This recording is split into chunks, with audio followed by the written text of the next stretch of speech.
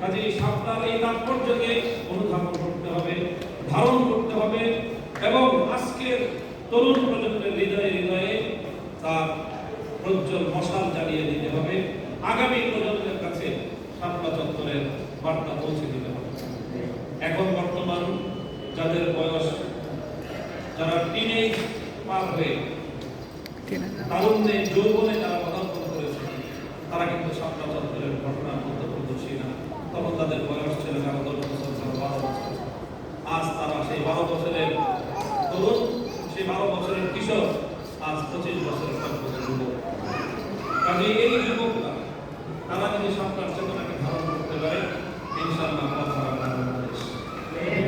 আমাদের আন্তরিক ভাষায় বলতে চাই, সেদিন 6 মে শাপলা চত্বরের ইতিহাসকে ভিন্ন খাতে প্রবাহিত করবার ষড়যন্ত্র পরিচালিত হয়েছে। আজ বাংলাদেশের আন্তর্জাতিক অপরাধ দমন কমিশন তারা সাক্ষ্য প্রমাণের ভিত্তিতে বলছে অন্তত ঢাকায় 32 জন মানুষকে হত্যা করার সুস্পষ্ট এবং প্রামাণ্য দলিল তাদের হাতে পেয়েছে। যেই শহরে, শুধু শহর নয়, এই প্রেস ক্লাব থেকে শাপলা চত্বর এবং গোলাপ শাহ মাজার থেকে বিজয়নগর, এতটুকু অঞ্চলের মধ্যে 2 থেকে 3 ঘন্টা ব্যবধানে অথবা সর্বোচ্চ 10 থেকে 12 ঘন্টার ব্যবধানে 32টি তাজা প্রাণ ঝরে পড়ে। সেই শহরের সাংবাদিকরা পরদিন মায়াকান, পরদিন জাতীয় গণমাধ্যমে মায়াকান্না কাটে, গাছ কাটা নিয়ে হেফাজতের তাণ্ডব বলে তারা সেদিন গাছ কাটা এবং কিছু গাছ ভেঙে পড়ার, কেটে ফেলার এই দৃশ্য নিয়ে তারা সেদিন মায়াকান্না করেছে। কি নির্লজ্জ সাংবাদিকতা! এই ভয়াবহ ইতিহাসকে ভিন্ন খাতে প্রবাহিত করবার এক জঘন্য মিথ্যাচার। আমরা অবশ্যই গাছকে ভালোবাসি, প্রকৃতিকে ভালোবাসি, পরিবেশের প্রতি আমাদের দায়বদ্ধতা রয়েছে, কিন্তু আমরা কোনোদিন মনে করি না যে একটি মানুষের প্রাণের চেয়ে একটি গাছের মূল্য বেশি হতে পারে। এগুলো ছিল পরিকল্পিত ষড়যন্ত্র এবং এগুলো ছিল চিন্তাশীল বুদ্ধিজীবীদের বাংলাদেশকে বিপদগামী করা ষড়যন্ত্র।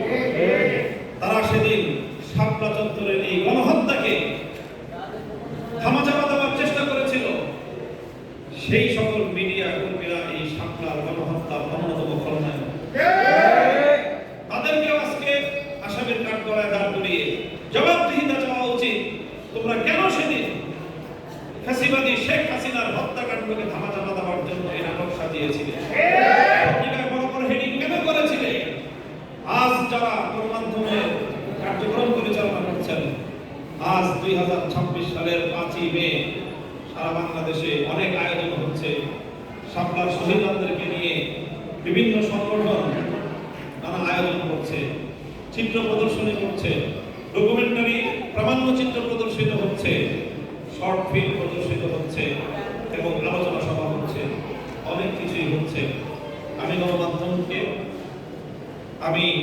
অনুরোধ করব, আপনারা 2013 সালের 6ই মে জাতীয় পত্রিকাগুলোর প্রধান শিরোনামগুলোকে আজকে আপনারা আপনাদের গণমাধ্যমে প্রদর্শন করুন। এর দ্বারা প্রমাণ হবে শাপলা চত্বরের গণহত্যার সাথে এবং সেই গণহত্যাকে লেজিটিমেসি দিয়েছিল। আমি মনে করি অপরাধ করা, অন্যায় করা যত অপরাধ, কোন একটি অপরাধকে বৈধতা দেওয়া তার চেয়ে 1000 গুণ বড় জঘন্য অপরাধ।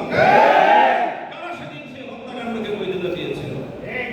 তারা আবারও নতুন বাংলাদেশে আবারও নতুন অন্যায়কারীদেরকে, আবার নতুন অপরাধীদেরকে, আবার নতুন স্বৈরতন্ত্রকে আবারও তারা বৈধতা দেবে।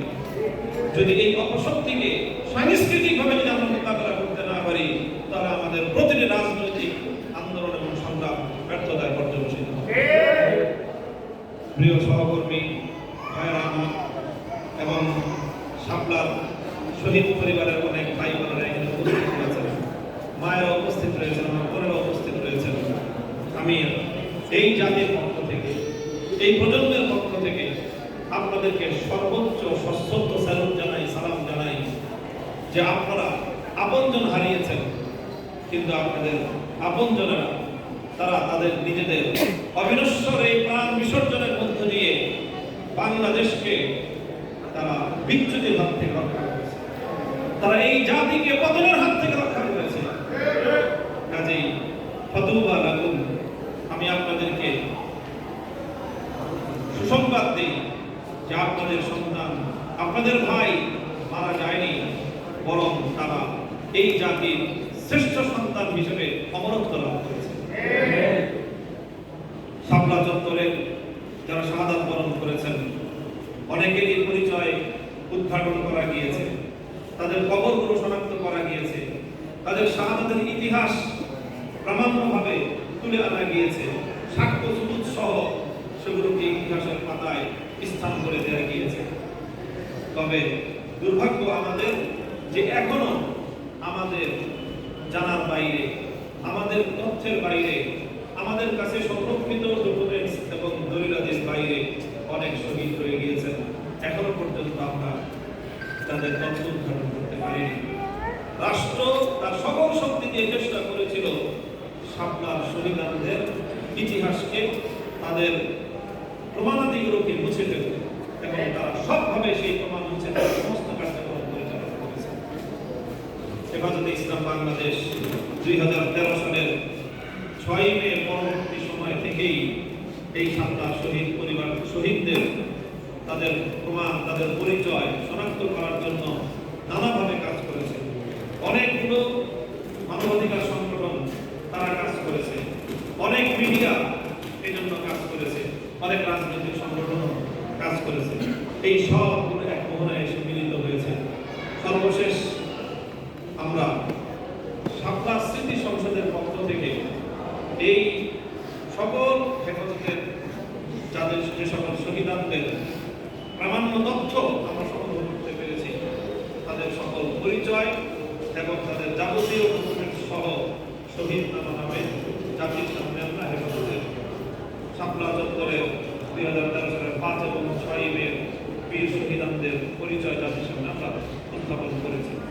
আমরা এই শহীদ নামা এটা ছাপানোর আগে, প্রকাশ করার আগে আমাদের